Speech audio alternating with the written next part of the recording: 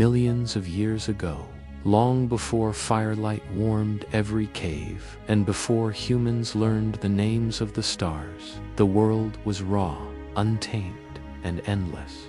Forests stretched like oceans of green, rivers roared with power, and mountains cast shadows that seemed older than time itself. Humanity had only begun to wander. They were creatures of instinct, hunters and gatherers who moved with the herds, slept wherever the earth allowed, and feared what they could not see. They had no knowledge of tools beyond sharp stones, no understanding of planting or harvest, no idea that the soil beneath their feet could one day feed them. In a wide valley bordered by jagged cliffs, a small tribe struggled against the endless hunger of a world in flux. The rains had failed, rivers had shrunken into narrow streams, and game had grown scarce. The tribe was gaunt and restless, their eyes dull with exhaustion. Even the elders, tall, weathered humans whose faces were etched with survival, were at a loss. Among them was Lura, a young woman with hair the color of dusk and eyes that saw too much. She wandered the forest's edge, barefoot and silent, watching the smallest movements, the twitch of a rabbit in the grass, the scratch of a bird clawing at dirt, the way rain left soft depressions in the soil. Where others saw chaos, she began to sense patterns, rhythms that the tribe had never noticed. One day, Lura crouched near a patch of mud beside the dying river. A berry tree had dropped its fruits months before, and she noticed tiny green shoots forcing their way through the hardened soil. She touched them, startled by life emerging where there had once been nothing. A thought began to form in her mind, strange, wild, impossible. What if food didn't only come from chasing animals or digging roots? What if it could grow with care? That evening, as the tribe huddled near the fire, murmuring about hunger and storms, Lura held up a small collection of seeds she had saved from their meager meals. She picked a flat piece of clay, dug a shallow hole with her hands, and gently pressed the seeds into the soft mud. The tribe watched her in silence, then laughter. "Foolish child," one elder said, shaking his head. "The earth does not feed us. We take what it gives or we die." But Lura did not hear them. She pressed the soil down, patted it with her palms, and whispered to it not words, for humans had not yet formed such things, only sounds of hope. She, grow. Days passed. Lura returned to the patch of mud, watering it with the last drops of water she carried from the river, chasing away birds with her hands. She watched anxiously as the sun rose and set, unsure if life would answer her call. One morning, after many suns and moons, a miracle had occurred. Tiny green blades pushed stubbornly through the soil, glimmering with dew in the first light of dawn. Lura gasped and ran to the tribe. They gathered, rubbing their eyes, staring in awe at the fragile green sprouts. No one spoke, no one laughed. Even the elders, heavy with doubt, knelt beside the plants, touching the young shoots as if they were sacred. Something shifted in the tribe that day. Curiosity, a feeling older than hunger, began to rise. Questions unknown in human thought trembled in their minds. Could they make more grow? Could they keep it safe? Lura, with her small hands full of seeds, began to show them the process. Dig a hole, press the seed, cover it gently, wait. The first attempts were clumsy.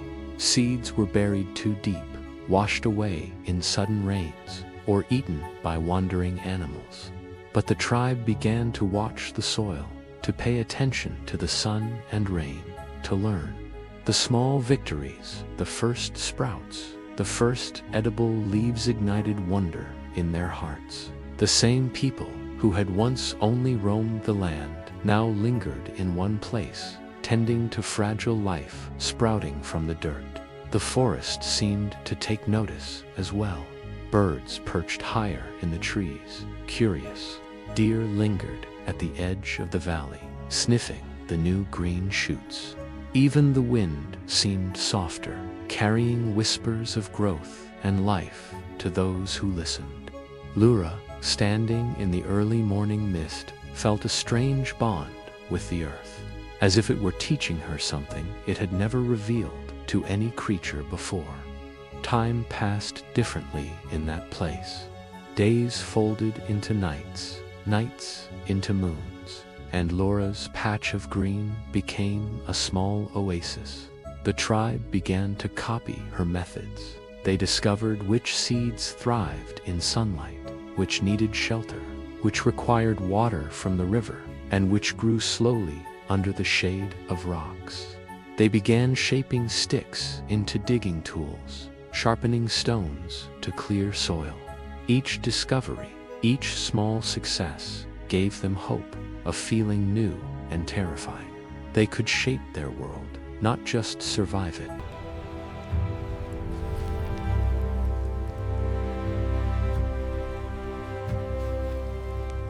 By the time the first rains returned, the valley had changed. Patches of green emerged where once there had been only dust. Berries, tubers, and shoots appeared where the tribe had planted, promising food, security, and a rhythm to life they had never known. The people began to gather near the river, no longer wandering endlessly. They had found a home, not in stone or cave, but in the soil itself. And so, in a time before history, before tools were named and before words were born, humanity took its first tentative step into civilization. One young woman, one handful of seeds, had begun a chain reaction that would shape the future. Learning that life could be coaxed from the earth, that survival could be guided by patience, curiosity, and care. The sun set behind the cliffs, casting long shadows over the valley. Lura knelt, touching the earth once more, whispering her hope to it. And the soil seemed to whisper back, "Grow. We will feed you." The valley had begun to change. What was once a place of hunger and wandering was now a patchwork of small green fields, each planted carefully by hands that had never known such purpose. Lura's tribe had learned that the earth responded to attention, to touch, to care. They still did not understand why, but the sprouts, leaves, and fruits were proof enough. Life could be guided, not just taken. The first few moons brought fragile success. Tiny shoots grew into strong plants. The tribe watched in awe as the seeds they had planted blossomed into food that could be harvested and stored. Lura walked among them, teaching with gestures and sound. Dig, plant, water, watch. The tribe began to recognize patterns: how rain nourished, how sun strengthened, how the soil shifted under their feet. With each passing day, they learned to listen to the land, as if it were speaking in a language they had never heard before. But the world was still wild. Animals roamed the valley, curious or hungry. Birds pecked at seeds. Wolves prowled in the night, and so the tribe learned protection. They built small fences of sharpened branches, dug ditches to channel water, and posted sentries to guard their young plants. They discovered that fire, their constant companion, could also scare away threats, keeping the crops safe from creatures that would devour them. The first true harvest arrived after many moons. Lura and the tribe gathered the tall, golden stalks of wild grain they had nurtured. Their hearts raced as they realized they would have food even when the forest provided little. They tasted the fruits of their labor, sweet, nourishing, and sustaining. For the first time, humans knew the joy of creation, the pride of feeding themselves with their own hands. With this knowledge, the tribe's life began to shift. They no longer needed to wander endlessly. They built simple shelters near their fields, stacking branches and leaves to create windbreaks. The riverbank became their home. Children grew up among the crops, learning to dig, plant, and gather alongside their parents. They learned the rhythm of the seasons, how rain and sun marked time, and how the soil could be read like a map. The tribe was no longer at the mercy of nature. They were becoming its partners.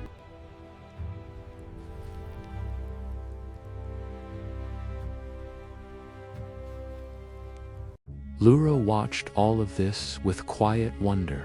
She realized that what had started as a simple curiosity planting seeds she had found in fruit had grown into a new way of life. The tribe began to experiment. They dropped multiple seeds in a single patch, discovering that some plants thrived when together.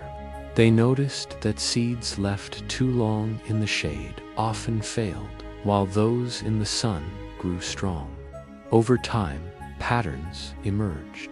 Humanity was learning not only survival, but also planning, observation, and foresight. But progress did not come without struggle. Droughts returned. Storms flooded the valley, washing away the young crops. Some animals discovered the fields, tearing up seedlings in search of food. The tribe faced hunger again, but each loss taught them something new. They learned to store seeds for dry seasons, to build mounds for drainage, and to plant in cycles so that not all crops were vulnerable at once. With each challenge, their knowledge grew, and their bond with the land deepened. The forest, once a place of fear, became a teacher. Lura observed which plants grew wild and which thrived only when tended. She learned to save seeds from the strongest plants, passing on the best traits to the next season. Slowly, human hands shaped the earth as much as the earth shaped human survival. Tools became more sophisticated. Sticks were sharpened to dig holes more efficiently. Stones were split to break tough soil, and baskets were woven to carry harvests. By the time Lura grew old, the tribe had transformed completely. The valley was dotted with fields, small huts, and watchfires. They no longer chased the herds endlessly. They grew their own food, controlled their own sustenance, and began to dream of what the future could hold. Children laughed among the crops, learning the first lessons of cooperation, observation, and patience. One evening, as the sun dipped behind the cliffs and the sky turned gold and purple, Lura walked among the fields, touching the soil she had once dug with bare hands. She remembered the first seeds she planted, the first sprouts that had dared to break the earth. She whispered to the land, her voice soft but filled with reverence, "You have fed us, we will honor you." And the earth seemed to reply, in the rustle of leaves and the whisper of wind, "Grow. We will always provide for those who care." That valley became the cradle of a new era. From curiosity, patience, and the courage to try something no one else understood, humans had planted the first seeds of civilization.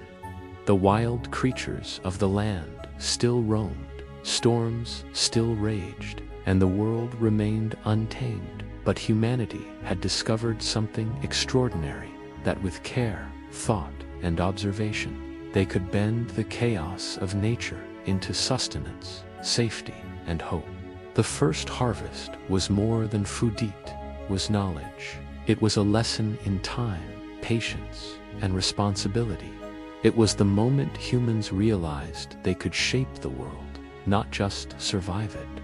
And so, the seeds of agriculture took root, carrying with them the promise of villages, cities, and civilizations yet to come.